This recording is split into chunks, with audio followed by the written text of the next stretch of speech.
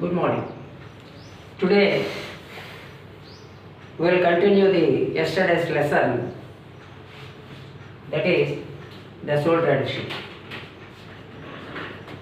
Today we will discuss for the advantages of sole tradership. As already we have studied so many things in the form of the characteristics and advantages of sole tradership. And while studying the characteristics of sole tradership, we have observed some areas of weaknesses during the course of the conduction of the sole tradership business. So as a part of that, now we will go for the learning of the disadvantages of sole tradership. The first one is limited resources. As already we are aware that it is a one-man show and a one-man managed organization. So when one person is contributing everything to the organization, it is not that much enough to subsidize the needs of the business firm. Henceforth, there will be limited capacity on the part of the businessman to provide various forms of resources, mostly the capital, the financial resources. So in the advent of the weakness of limited resources, it can be observed by us that the business firm may not go for expansion of its business from time to time so easily.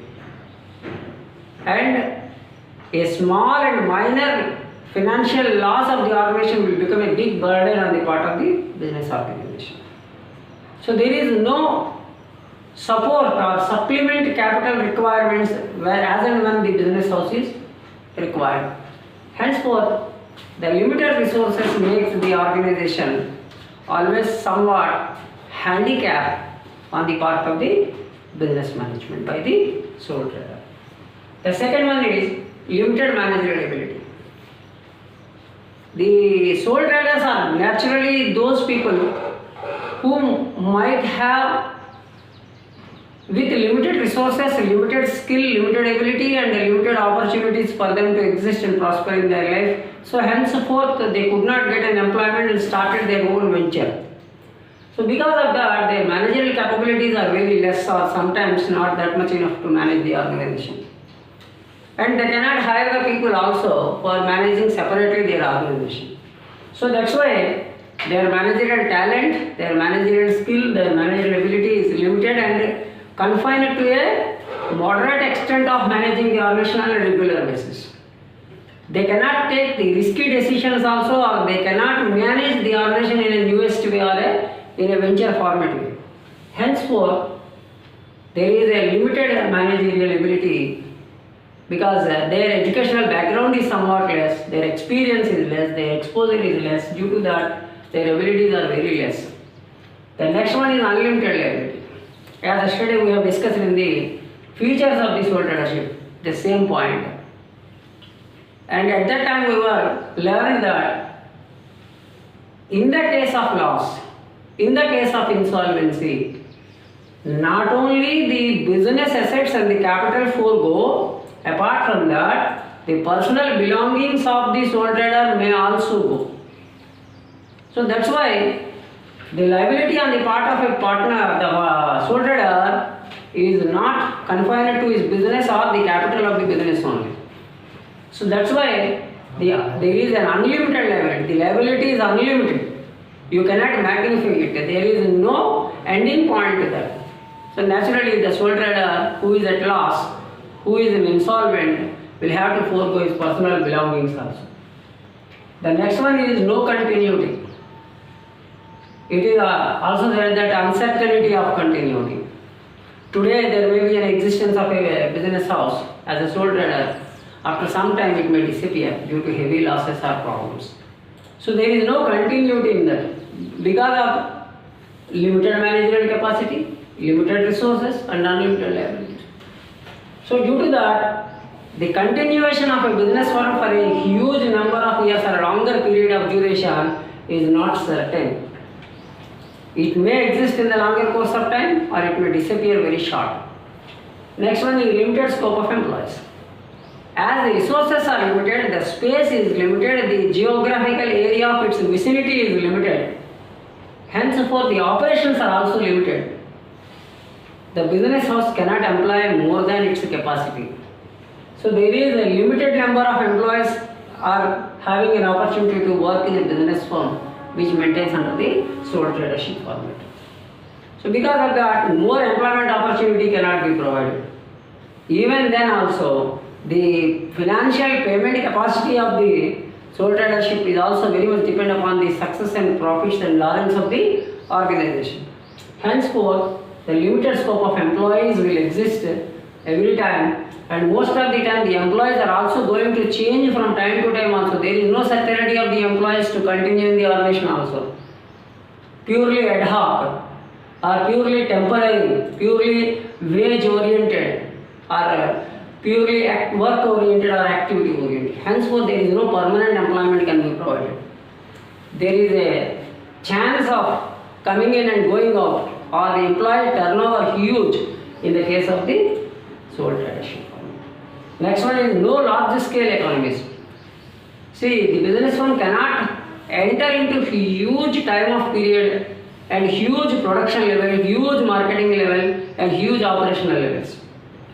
So because of that, the sharing of the fixed costs may not be that much of proper, and the variable costs are also there.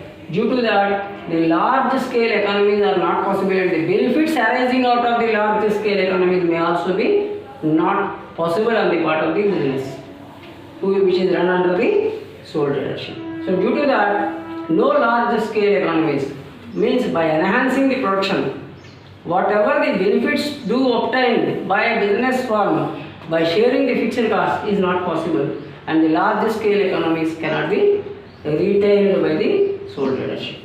Next one, last one is more risk prone business firm. This is the format in which the risk is unlimited. At every point of time there is a point of risk hanging as a sword on the sole tradership format of business. So due to that, any time of movement the risk is there, and the business firm may venture into a closure of the activity. Henceforth, this is more risk prone business firm.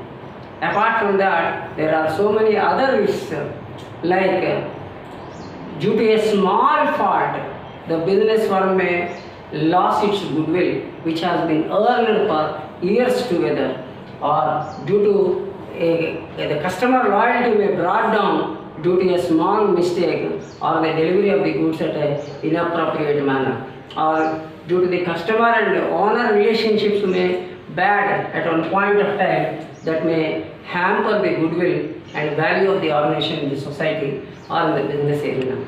Henceforth, these are all some of the disadvantages on the part of the sole tradership. Now coming to the question of the another form of business entity, duster. Now we will go for the study of the disadvantages of partnership, introduction of partnership, right? Now we will go for the learning of the another form of the business organization, namely partnership. Now we will go for the overall view of the meaning and some of the definitions of the partnership. First of all, what are the general understandings what we have? In the case of the sole tradership, there is only one person or one man show. But here, partnership in the sense, at least two or more people who are gathered together or agreed together to formulate for conducting of a business organization. Minimum two people are essential to enter into a partnership form of business. Two or more people, right? Now coming to the question. When the two or more people are there, automatically there is a need of an agreement or a consensusness among the members to locate themselves into a form of a partnership. So that is called as deed which is also called as agreement. Partnership agreement, right? So there is a need of deed or an agreement. There should be two or more people, and there is also a need of the profit and loss sharing as a part of the deed or the agreement. In the case of the profits or in the case of the loss, there is a need to fix what should be the ratio in the case of the profit sharing or in the case of the loss sharing. Apart from that, when entering into a partnership, it should be decided priorly that among the members who enter into an agreement to become a part of the partnership, in which nature of partnership they should continue. Some of the partners may be active partners, some of the partners may be dormant partners, some of the partners may be partners by profit only, or so many. There are so many types and categories of partners do exist in the partnership form of business organization. Apart from that, what else? Here also the same thing applies, that there should be a consensus for the long standing of the partnership deed. Consensus in the sense, there should be a consensus between and among the partners who are a part and parcel of the partnership firm. Under any circumstances, if there is a conflicting situation or a dispute situation or a no agreement situation between among the people, automatically the partners will come out of the business.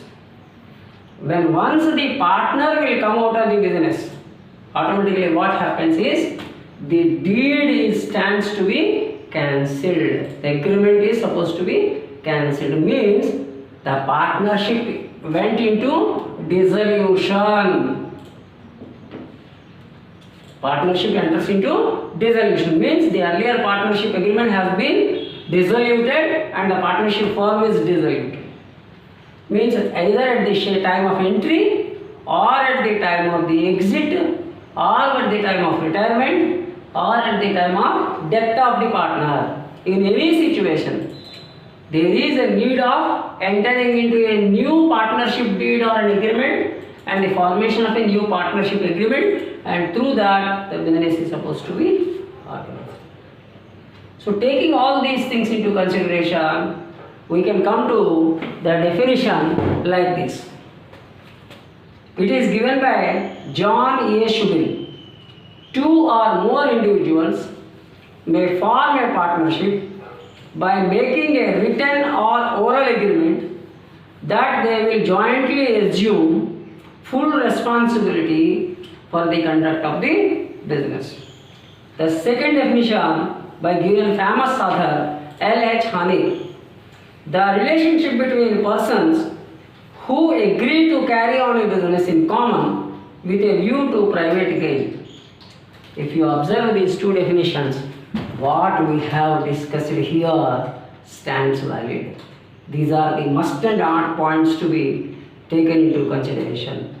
That is what the definitions also say, and these are also some of the emphasizing points on the part of the formation of a partnership form of organization. Now coming to the some of the important aspects of the partnership. In India, the partnership business is going to be controlled by an act which is called as Indian Partnership Act.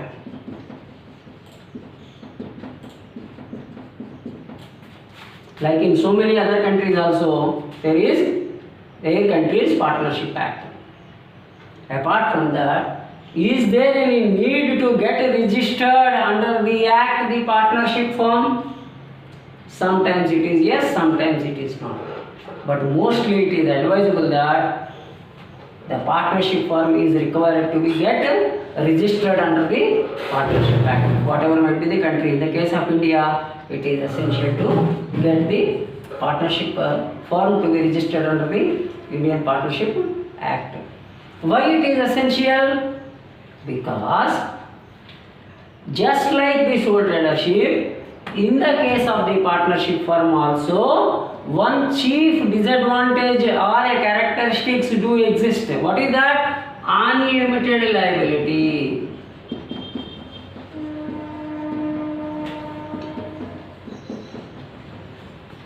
Just like this, there is unlimited liability. In the case of there is an insolvency, all the partners will have to forego not only their share of capital but also their personal belongings. Just like this one. There is not much difference between under this particular category as far as it is sole tradership or the partnership firm is concerned. Remaining we will study in the next day's class. Thank you.